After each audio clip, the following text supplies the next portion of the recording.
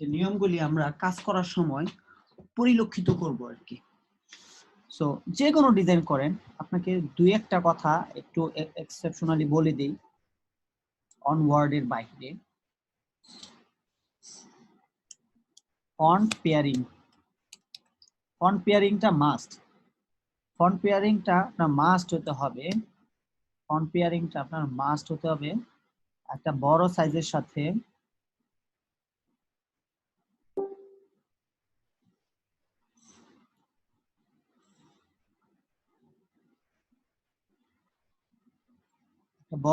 সাথে একটা সিমিলার সাইজের ডিজাইন দিতে হবে। এটা ফন্ট পেয়ারিংটা কিভাবে, যে এটা হচ্ছে একটা যদি 48 হয়, ফন্টের সাইজ একটা যদি একটা 48 হয়, আরেকটা হবে 24, আর আরেকটা হবে অনলি 8।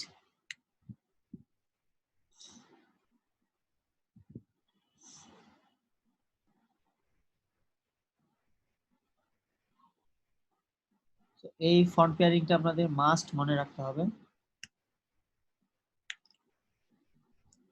আচ্ছা, এটা সকল ডিজাইনের ক্ষেত্রে। আপনি যদি ফন্টকে যদি আপনি কি কারণে নিচ্ছেন সেটা মানে উদ্দেশ্যটা যদি না থাকে তাহলে তো হলো না।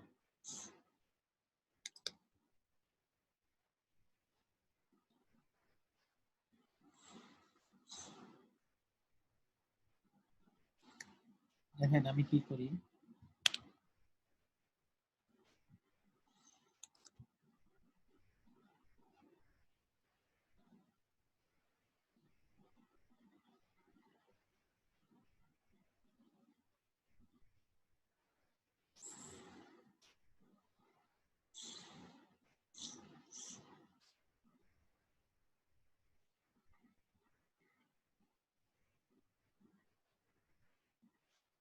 এটা হচ্ছে ফন্ট পেয়ারিং। আপনি একটা ফন্টের সাথে আরেকটা ফন্টের পেয়ারিংটা মিলে রাখবেন, মানে জোড়াটা মিলবে যেন মিলে থাকে। তারপরে হচ্ছে সেকেন্ড যেটা আছে সেটা হচ্ছে কালার স্কিম।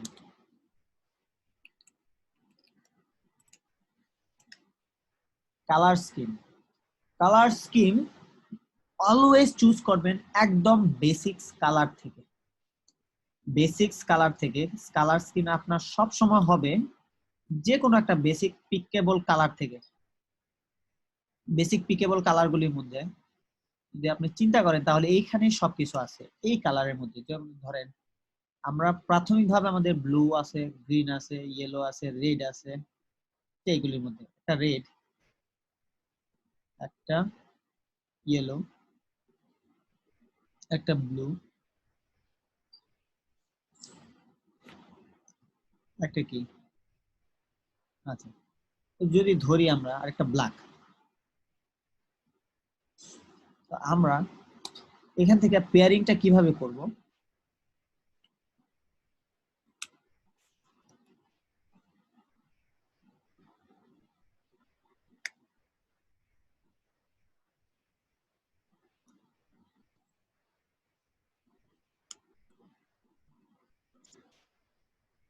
দেখেন আমরা যদি রেড কালারকে চাই তাহলে কি আমরা রেড কালারকে ভেরিয়েশন দিতে পারি? কয়েকটা ভেরিয়েশন বানাই রেডে।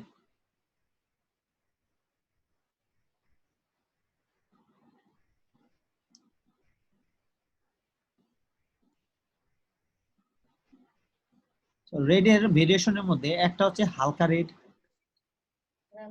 দুটোই হালকা থাকে। কতদিন দিতে হবে মাত্র?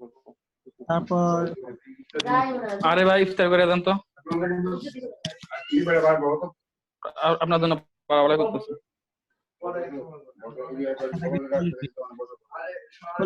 পর ব্ল্যাকের রেড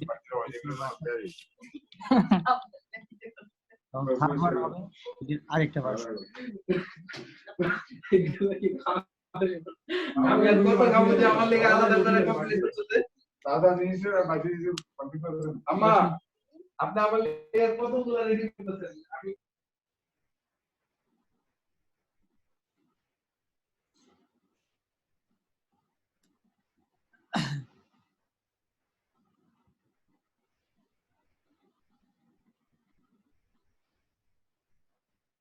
একদম পিকেবল।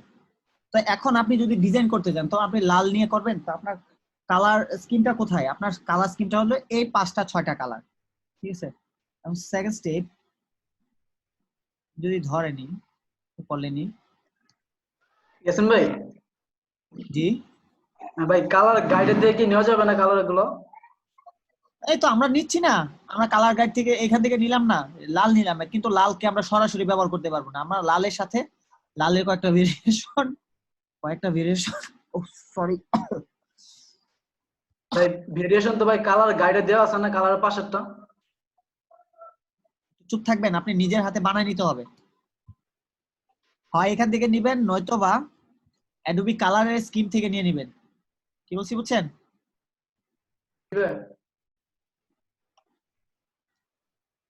আচ্ছা, তো এটা হচ্ছে আমরা লালের ভেরিয়েশন। এখন যদি আমরা ইয়েলোর ভেরিয়েশনে যাই, তখন আমরা কি করব? ইয়েলোতে রাখবো। প্রথমে হবে এরকম ইয়েলো, হালকা, তারপর এই কালারের সাথে আরেকটু বাড়বে, এদিক দিয়ে একটু বাড়বে, এদিকে আরেকটু বাড়বে,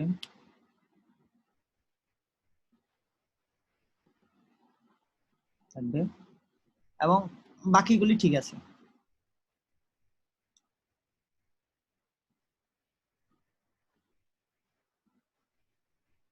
এখন আপনি যদি এটাকে গ্রিন করতে চান তাহলে ধরেন হালকা,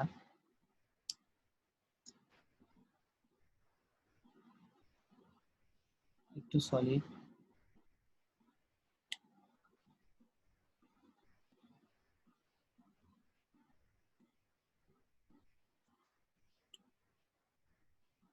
থার্ড ওয়ানটা হবে এটা, ফোর্থ ওয়ান হবে একটু ব্ল্যাকিশ স্কিম অ্যাড করে।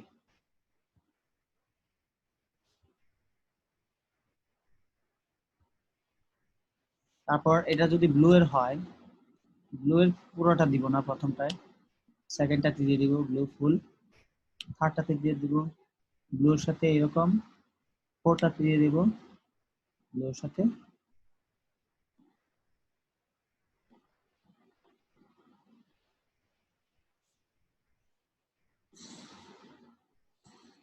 ফিফথ যদি কালো ডিজাইন করি তাহলে কালো ডিজাইনের জন্য আমরা এভাবে নিতে হবে।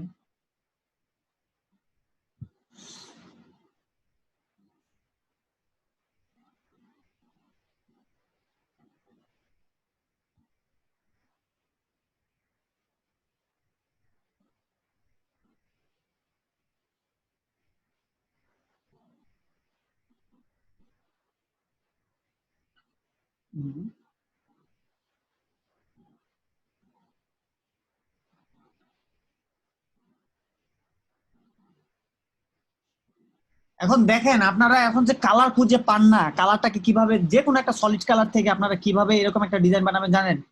এখন হয়েছে যে আপনি যদি ধরেন এরকম দিলেন, এরকম দিলেন, তারপর আশপাশ থেকে আরো এরকম দিলেন, কি হইলো?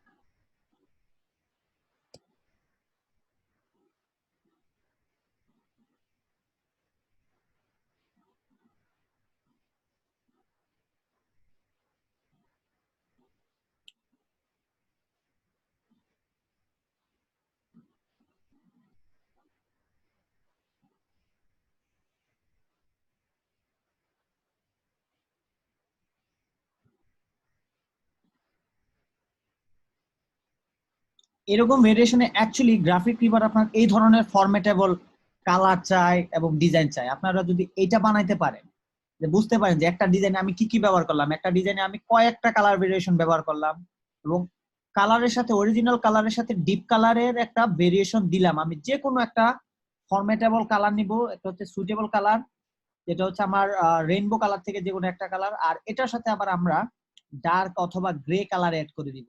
এখন সবসময় আপনাকে এই ম্যাচটা ঠিকঠাক রাখতে হবে, তাহলে আপনার ডিজাইন মানে অ্যাটলিস্ট গ্রাফিক রিভার স্ট্যান্ডার্ড। আমরা যারা কাজ করি সবাই এইভাবে কাজ করি।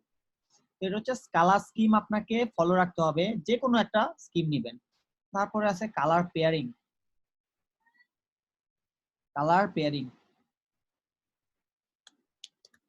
কালার পেয়ারিং এর একটা টপিক। কালার পেয়ারিং এর টপিক হলো আমরা কালার হুইল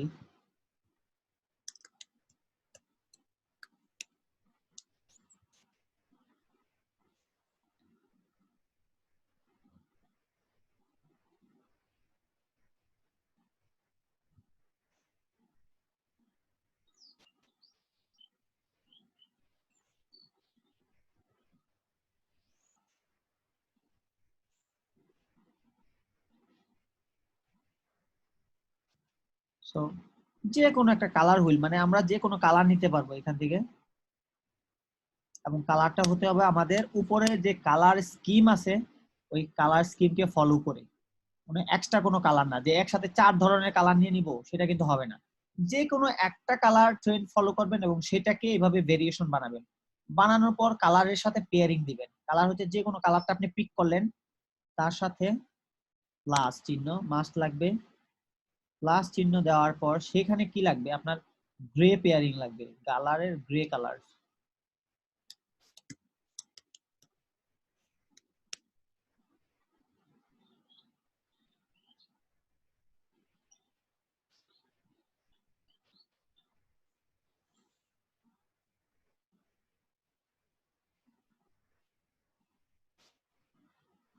তো সলিড কালারের সাথে এরকম গ্রে কালারের পেয়ারিং যখনই করতে পারবেন তখন বুঝতে পারবেন যে আপনার ডিজাইন স্ট্যান্ডার্ড আছে, আদারওয়াইজ স্ট্যান্ডার্ড না। তো গ্রাফিক রিভারের প্রত্যেকটা ফাইলে আপনার এরকম অরিজিনাল সলিড কালারের সাথে এরকম গ্রে কালারের ম্যাশ হয়, এবং যতগুলি ডিজাইনার আছেন তারা প্রত্যেকে এরকম কালার পেয়ারিং করে। তারপর এটাকে এখানে এক্সাম্পল দেওয়া যেতে পারে, এই এক্সাম্পলটা আমরা এখানে দেখালাম।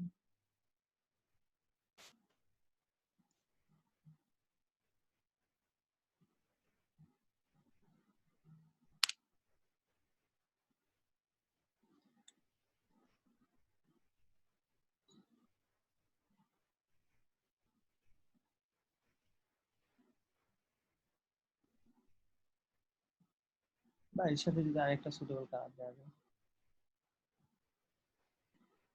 যাই হোক এটা আমাদের ঠিক আছে। ফন্ট পেয়ারিং, কালার স্কিম এবং কালার পেয়ারিং এর পর আপনার হচ্ছে ইমেজ।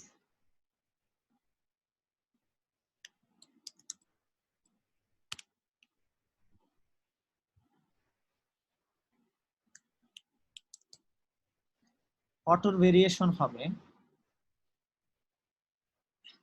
যে কোনো কালারফুল ইমেজের জন্য। আপনার যদি রঙিন ইমেজের জন্য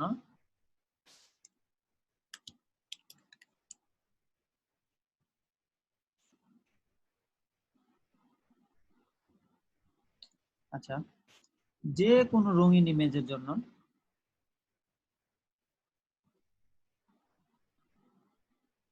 ধরেন এটি আমরা রঙিন ইমেজ হিসেবে দিব।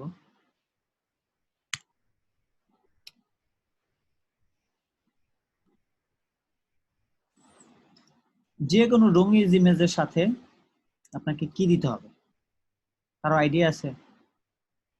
রঙিন ইমেজের সাথে সাদা কালো টেক্সট, রঙিন ইমেজের সাথে কালারফুল টেক্সট যাবে না। রঙিন ইমেজের সাথে সাদা কালো বা গ্রে টেক্সচার বা কালার বা প্যালেট বা মাল্টিপল ইফেক্ট দিতে হবে আর কি।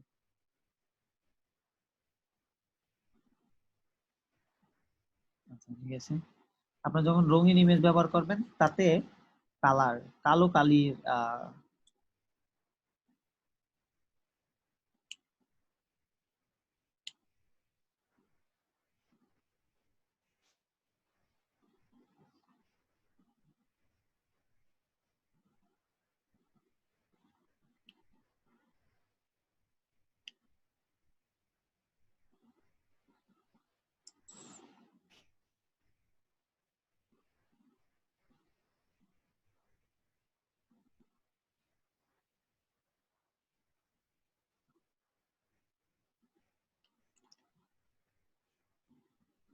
তো কথাটা এমন হচ্ছে যে আপনার যখন ইমেজ দিবেন রঙিন, তখন ইমেজের সাথে আপনারা কি দিবেন, রঙিন ইমেজের সাথে সাদা কালো শেড দিয়ে দিবেন, যেটা হচ্ছে যে এরকম এরকম কালো কালো এবং অথবা এরকম ডিপ কালার। এটা যদি আমাদের রঙিন ইমেজ হবে এখানে, তাহলে এর চারপাশে আমরা কি দিব, কালো টাইপের জিনিসপত্রগুলি দিব।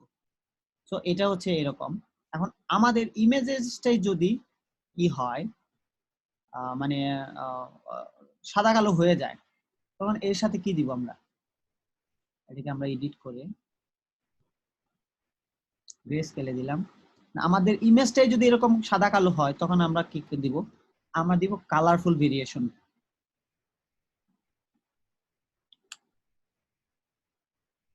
আমরা দিব কালার ভেরিয়েশন। আশা করি বুঝাইতে পারছি, যেটা হচ্ছে কালার ভেরিয়েশন হয়তো বা ওভারলে দিতে পারি, কিংবা অন্যান্য ধরনের ইমেজ দিতে পারি, অন্য ধরনের এফেক্ট দিতে পারি, ইফেক্ট দিতে পারি, কিন্তু আপনার ফটো ব্যবহারের সাথে যেন এই ভেরিয়েশনের সম্পর্কটা থাকে। এবং গ্রিড,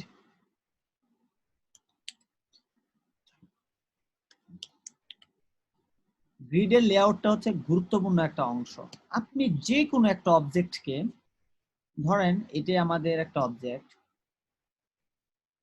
এটা অথবা আরেকটা অবজেক্ট হতে পারে,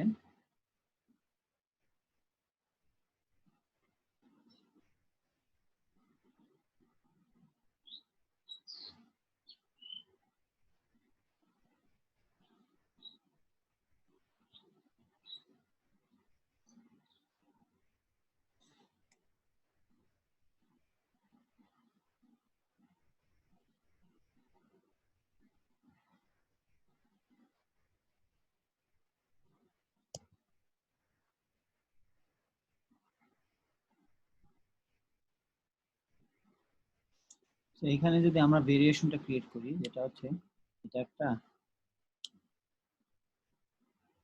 বা এটা একটা, এটা হচ্ছে কালো ভেরিয়েশন।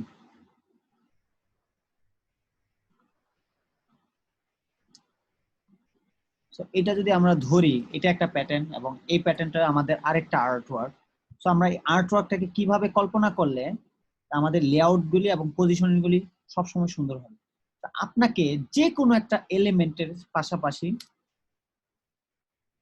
আমরা যদি একটা টেক্সট দিলাম, বসালাম এখানে একটা টেক্সট, আরেকটা দিলাম এনে,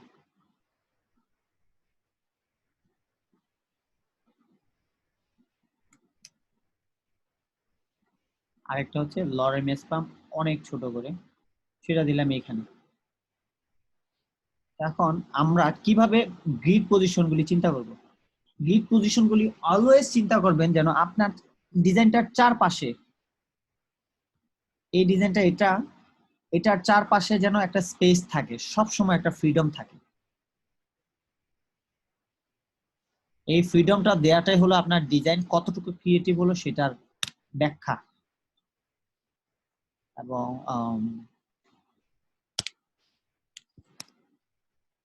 এবং এই যে ডিজাইনটা করলাম সেটাকে আমরা একটা স্পেস দিব,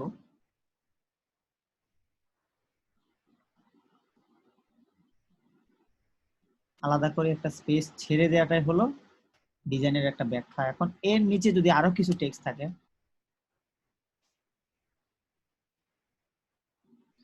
সেটাও যেন প্রত্যেকটা টেক্সট যেন এর স্পেসের ভিতর থাকে।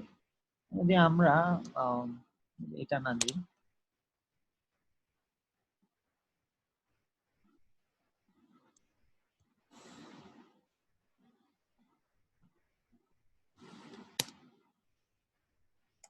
what I want is a great space between four sides. So এরকম চিন্তা করলাম, যদি ধরেন এটাই চিন্তা করলাম, তো এটাকে আমরা আবার রিলেটিভলি কিভাবে চিন্তা করব, যে এই শেপটা আমাদের এখান থেকে হবে, এখন চারপাশে যেন আশেপাশে যেন খুব ভালো পারফেক্ট ওয়েতে গ্রিড থাকে।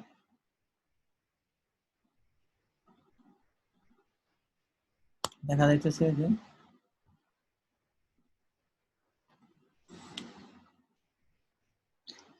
কিন্তু এটার কালারটা আমরা দিয়ে দিব কি ব্লু কালার, এবং স্ট্রোক পয়েন্টে দিয়ে দিব কি 1 পয়েন্ট স্ট্রোক।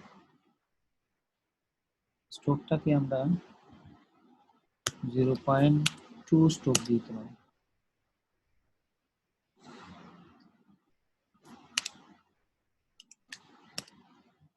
এটা একটা, এটাকে চিন্তা করলাম আমরা এভাবে।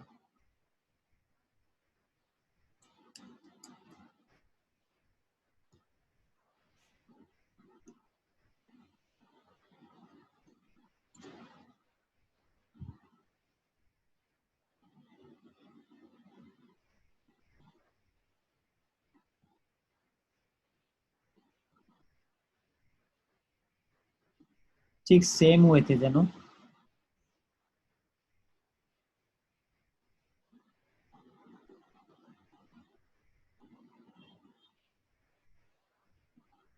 প্রত্যেকটা এলিমেন্টের চারপাশে যেন এইভাবে এলিমেন্ট থাকে।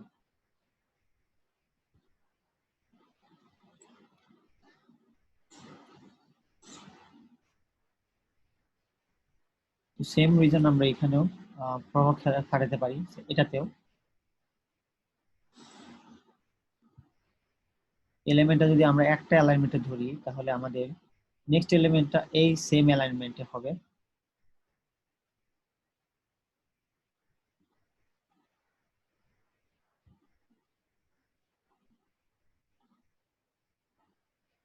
প্রত্যেকটা জিনিসকে আমরা চিন্তা করব এরকম চারপাশে গ্রিড, এবং প্রত্যেকটা স্পেস যেন মানে এরকম পাঁচটা যেন খুব এই থাকে, প্রত্যেকটা চারপাশে যেন খুব ভালো স্পেস থাকে, ফ্রিডম থাকে। এখানেও যখন আমরা এক্সট্রা টেক্সট দিব, এই টেক্সট গুলি যেন আমাদের একই রকম ভাবে এই ফরম্যাট গুলি অনুসরণ করে, যে আসলে আমরা এখান থেকে নিছি এই কারণে আমাদের এই টেক্সটটা বসানো হয়েছে এই কারণে এখানে।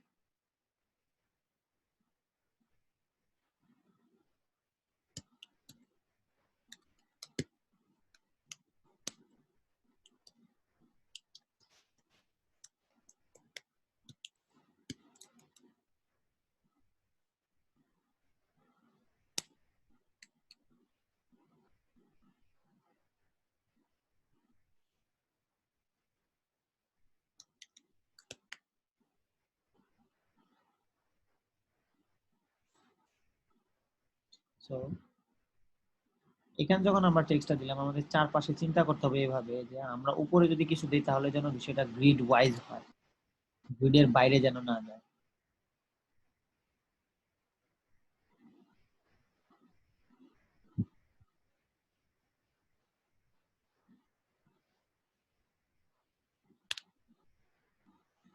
প্রত্যেকটা এলিমেন্ট এভাবে গ্রিড বেসিসে হবে, গ্রিডের বাইরে যাওয়া যাবে না, কোনো রিজনের বাইরে যাওয়া যাবে না।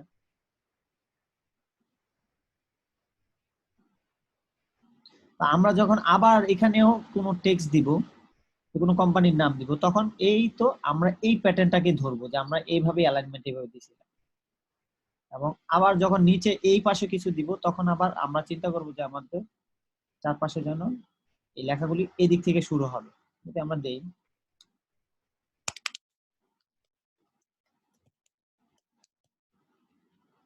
এরকম যদি কিছু করি, তখন আমরা কি করব, আমরা same to same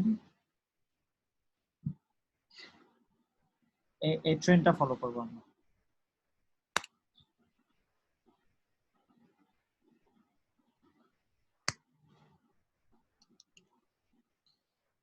grid design এবং গ্রিড পজিশনিং সম্পর্কে মোটামুটি সবাই বুঝতে পারছেন। এবং থার্ড ওয়ান হচ্ছে যে প্রত্যেকটা এলিমেন্টের মাঝখানে স্পেস রাখা, প্রত্যেকটা অবজেক্টের পাশাপাশি স্পেস রাখা। যেমন দেখেন আমি এই বুট ক্যাম্পের অবজেক্টটা দিছি, কিন্তু এই বুট ক্যাম্পের চারপাশে মোটামুটি ভালো স্পেস রাখছি, যাতে করে তার কোনো অসুবিধাটাই না হয়। আমি এমন ভাবে স্পেস রাখছি যাতে করে তার কোনো অসুবিধা না হয়। এবং সেম সেম হিয়ার, এখানের ক্ষেত্রেও একই রকম, আমি চারপাশে স্পেস রেখে যাচ্ছি। সেম এটাতেও একই রকম ভাবে আমরা তার চারপাশে এরকম স্পেস রাখছি যেন এটাকে একটা ভিতরে খুব ভালোভাবে ফুটায় তোলা যায়।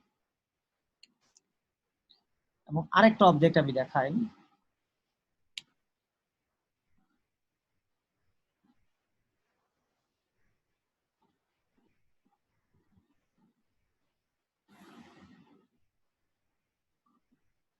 এটা যদি আমাদের অবজেক্টটা হয়,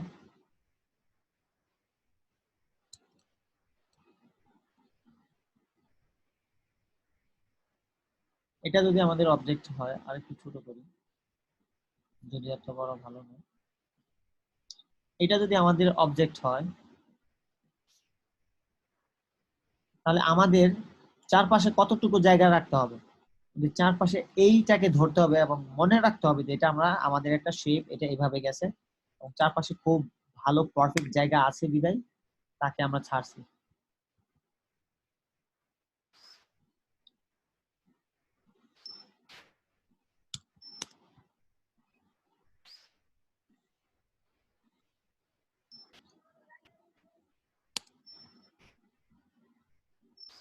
তো এটা হচ্ছে এরকম যে আমরা তার আশেপাশে খুব ভালো পরিমাণ স্পেস ছাড়ছি। তো এখন যদি আমরা এর নিচে কিছু দিতে চাই, তখন আমাদের মনে রাখতে হবে যে আমরা এই স্পেসটার বাহিরে দিব।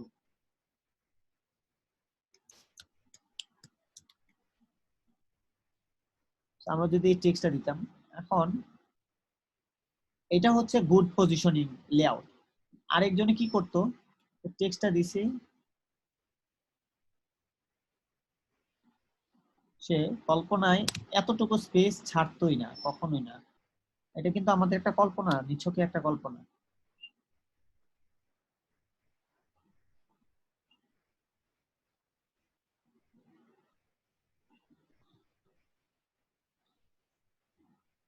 সে কি করতো, এই টেক্সটটাকে সে এতটুকু কাছে দিয়ে দিত, তাহলে কিন্তু এটা পরিসৃজন হলো না।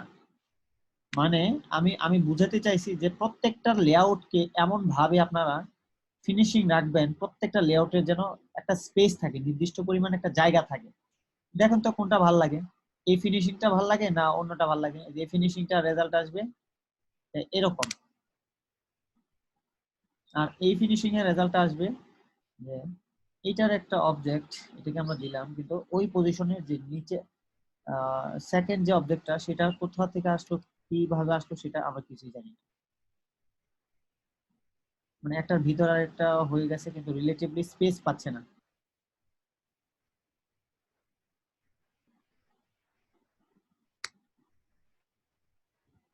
এটা স্পেস পাচ্ছে না, অথচ এটাতে স্পেস পাচ্ছে, সো এটা দেখতে কিন্তু খারাপ লাগবে স্বাভাবিকভাবে।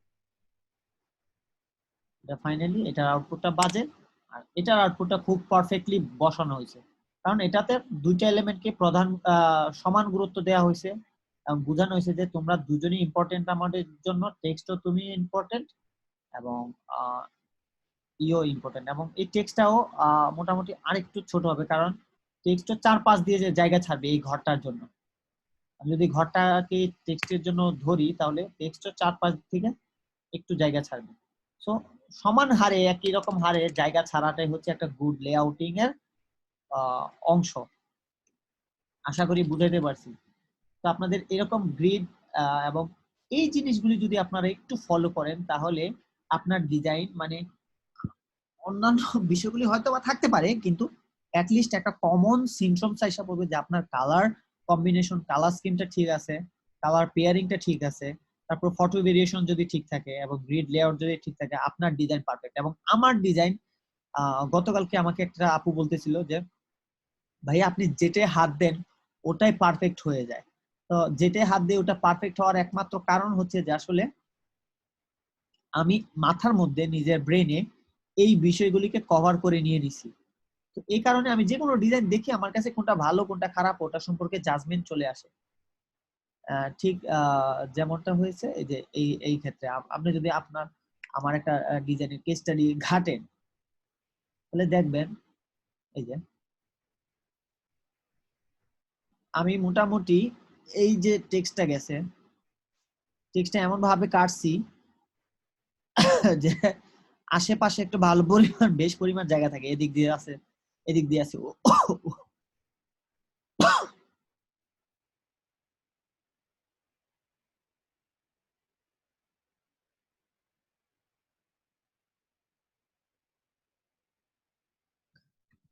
সরি রান্না হচ্ছিল তো তাই। সো আমি এই ডিজাইনটাকে এইভাবে স্পেস দিয়েছি। তারপর দেখবেন যে এইখানে আমি যদি বৃত্তটাকে ধরি, যে বৃত্তটা যদি আমার কন্টেন্ট হয় তাহলে দেখা যাবে যে এর চারপাশে এই শেপটার চারপাশে আমি মোটামুটি অনেকটা স্পেস ছেড়ে দিছি। কিরকম স্পেস ছাড়ছি দেখেন, একদম জিওমেট্রিক হারে জ্যামিতিটা যেভাবে কাজ করবে ওইরকম ভাবে আমি চারপাশে জায়গা ছাড়ছি। তো আপনাদের উচিত এরকম গ্রিডিং গুলি বুঝে রাখা। আশা করি এতটুকু সম্পর্কে আপনারা মোটামুটি ভালো একটা আইডিয়া আসছে।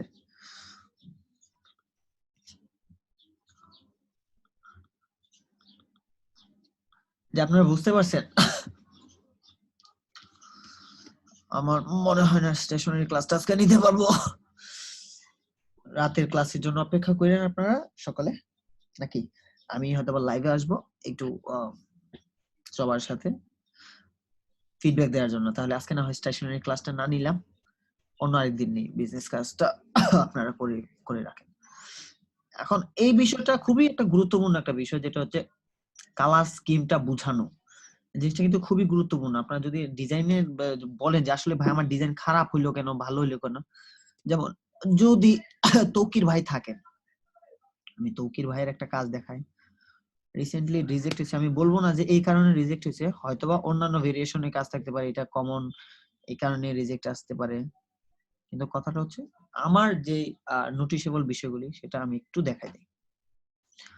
তৌকির ভাইয়ের কাজটাতে আমি এরকম কিছু পাইছি, টপিক রিজেক্ট হয়েছে এই কারণে হয়তোবা।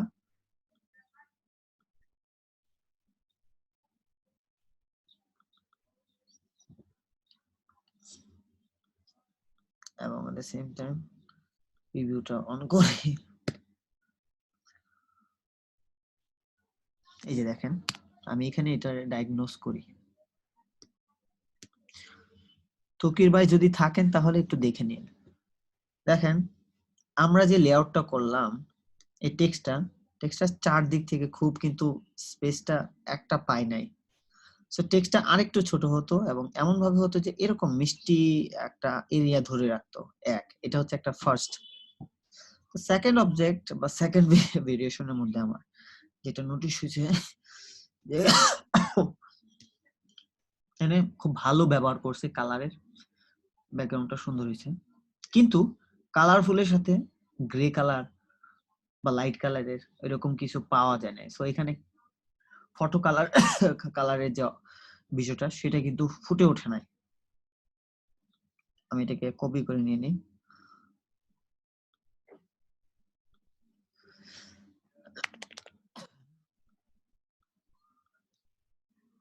তো এটা আমাদের কেস স্টাডির ভিতরে কি কি অবজেক্টের উপর এটা ফল্টটি হয়েছে সেই বিষয়গুলি আমি একটু দেখাচ্ছি।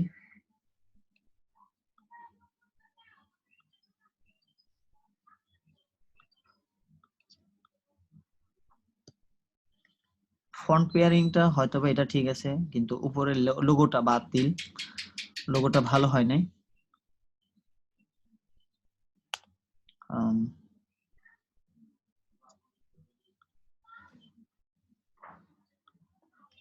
আচ্ছা লোগোটা বাজে হয়েছে একদম অন্যরকম। আচ্ছা সেকেন্ড হচ্ছে যেখানে আমাদের কালার স্কিম আপনি কি নিলেন, গ্রিন নিলেন, গ্রিন আর ব্লু, হ্যাঁ ঠিক আছে খুব স্ট্যান্ডার্ড, কিন্তু গ্রিন আর ব্লু কোথাও তেমন ভাবে ফুটানো যায় নাই।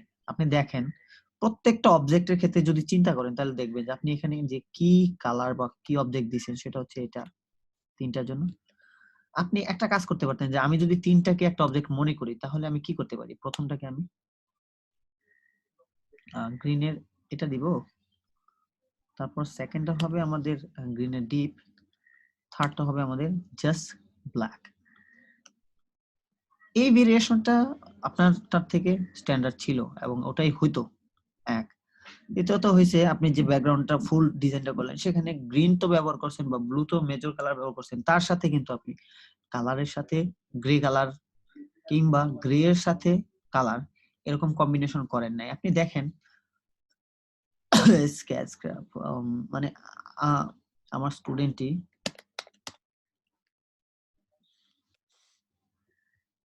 এর কিন্তু ডিজাইন তেমন ভালো না, তবু মাশাআল্লাহ ভালো সেল আসতেছে। দেখেন ওনার কিন্তু ডিজাইন ভালো না, তবু খুব ভালো সেল হয়। কারণটা কি? এবং অ্যাপ্রুভালও পায়, ডিজাইন যাই দেয় তাই অ্যাপ্রুভাল হয়। কারণটা কি?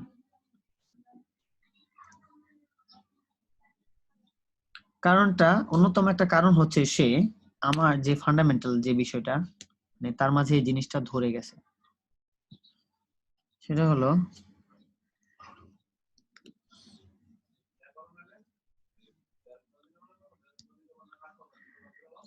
সে কালারের সাথে সে ইমেজ দিচ্ছে গ্রে কালারের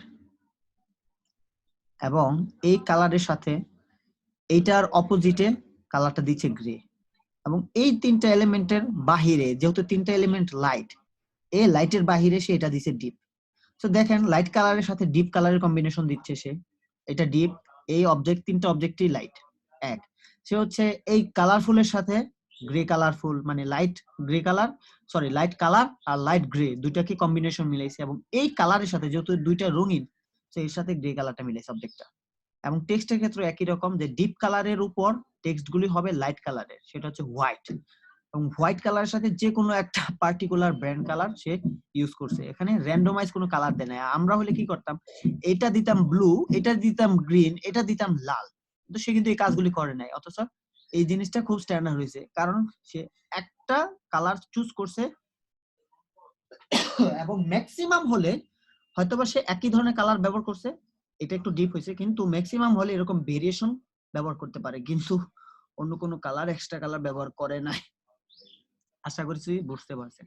গ্রাফিক কিবারের বিষয়টা অন্যরকম। আপনারা যদি শাটার স্টকের সাথে বা ফ্রি পিকের সাথে গ্রাফিক কিবারের কালারকে মিলাই ফেলেন তাহলে ভাই বড় একটা ভুল করবেন, অনেক বড় একটা ভুল করবেন। কারণ দুইটা মার্কেটের স্ট্যান্ডার্ডিটি, দুইটা মার্কেটের ক্লায়েন্টের চাহিদা দুইটাই সম্পূর্ণ ভিন্ন এবং আলাদা একটা টপিকের উপর বেস করে।